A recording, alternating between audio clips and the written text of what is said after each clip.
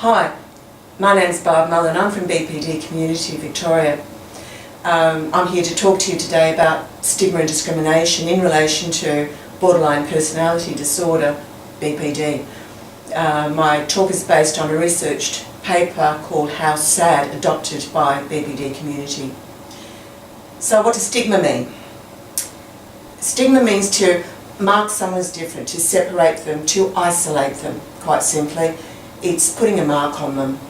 And discrimination is what happens when we do stigmatise. We treat people differently. So what does it look like? Well, for the person with BPD, it means being blamed for being ill, basically. It means that you're told stuff like, you get over it, build a life. It's as if you've got control over your illness, but of course you wouldn't be ill if you had control over it. It's challenging. Another important aspect of stigma and discrimination is not being able to get a diagnosis.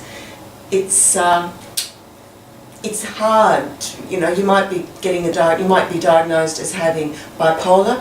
You might be diagnosed with complex post-traumatic stress disorder, or you might not be just given a diagnosis.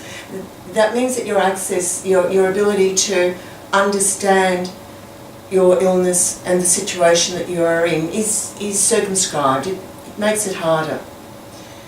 And often those misdiagnoses or lack of diagnoses is done in the belief that not giving a diagnosis means not stigmatising.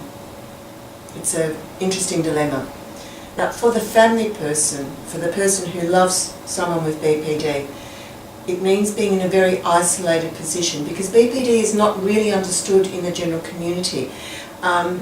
It's hard because you're expected to tell the person that you love to get a life. The people don't understand, so it's an isolating situation.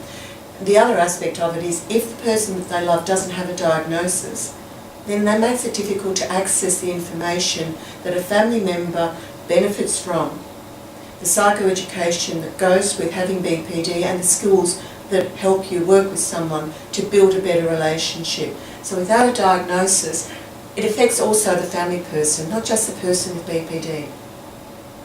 And then the clinicians.